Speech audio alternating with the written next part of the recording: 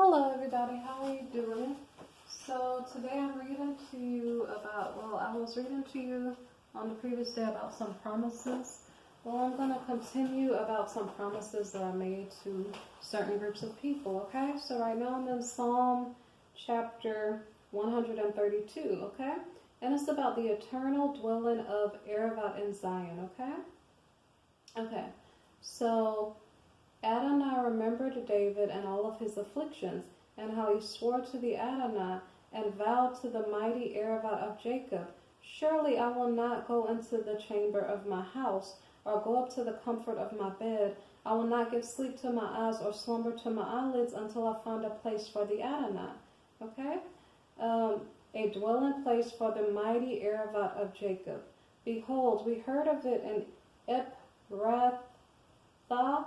We found it in the fields of the woods. Let us go into his tabernacle. Let us worship at his footstool. Arise, O Adonai, to your resting place, and to the ark of your strength.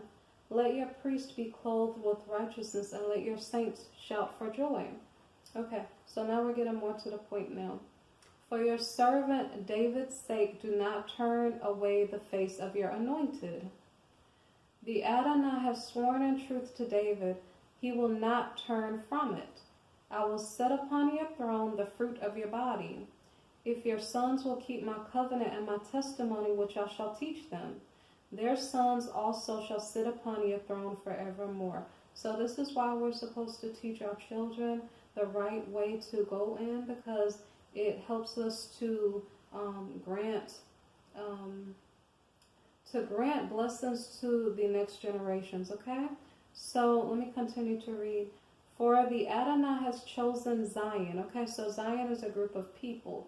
They may be in a certain location because he specifies Zion and he specifies Jerusalem. Okay, and if they're in the same central location, maybe there's a reason that he's specifying two different locations. Okay, for the Adonai has chosen Zion. He has desired for it his habitation. Okay, so I think I know where Zion is. It may not be the literal location. It may be a group of people he has scattered, okay? So it says, this is my resting place forever. Here I will dwell, for I have desired it. I will abundantly bless her provision. I will satisfy her poor with bread. I will also clothe her priest with salvation, and her saints shall shout aloud for joy. There I will make the horn of David grow. I will prepare a lamp for my anointed. His enemies I will clothe with shame, but upon himself his crown shall flourish. Okay? So mind you, I'm talking about Zion here. For the Adonai has chosen Zion. So I kind of feel like it's maybe his most disobedient people who he scattered abroad. Like he really wants you guys to do the right thing, because when you do the right thing, when you teach your children to walk in the right way, like he's saying that he has desired it for his habitation, okay? This is his resting place forever, okay? And he's saying, now it can be either or. It can be a group of people that he scattered and he desired to dwell with them, but it could be the actual physical location of Zion, because he wants to bless the location with provisions, okay? Let me see. So when it says with provision, that could be the land, like the land bringing forth fruit, because we know Zion and Jerusalem shall be bringing forth good things from the land. So it can be either or, okay? But basically, and so at the beginning of the chapter says, Adonai remembered David and all of his afflictions, okay? And I swore to the Adonai and vowed to the mighty Aravat of Jacob that so David is having great faith, and he's saying, Creator, I see you as I see my own self. The same way I would care for myself, I want to care for you. And so David said he wanted to find a place for the Creator so that he could dwell there, okay? So the reason why David found favor with the Creator is because of his heart. Like he had a pure heart, and he desired to worship the Creator in spirit and in truth, okay? Let me see if there's anything else that I need to note. So let me repeat from verse 9. It says, let your priest be clothed with righteousness, and let your saints shout for joy. Okay? So, let me see. So there's a place that David found for the Creator, but the priests need to be happy to worship, happy to lead the people, happy to teach the people the right thing. The saints need to be happy too. So this is it's like a community project. It's like, let us make our Creator happy. Let us give him blessings with our mouth. Let us shout and give joy. Let us teach uprightly so that we can please the Creator. Then in verse 10 it says, for your servant David's sake, do not turn away the face of your anointed. Okay? Okay, so if you're anointed of the Creator, those with pure hearts, and they have their hands are clean to do the right work, he said, do not turn away the face of your anointed. So like when you guys pray, if you are in the location of Zion and you're of his people and he wants to dwell there with you, it's like when you're praying, say, Creator, please give me wisdom on this day to make good, righteous decisions. Please anoint me so that I can be wise enough.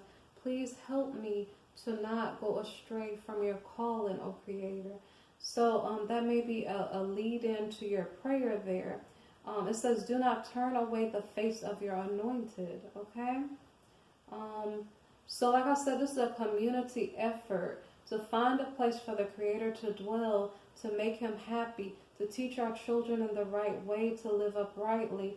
Therefore, there will be blessings and provision for whichever group of people that this scripture is about. And I'm in Psalm 132, okay? So at verse 16, it says, I will clothe her priest with salvation, okay? So it's about everybody wanting to do the right thing.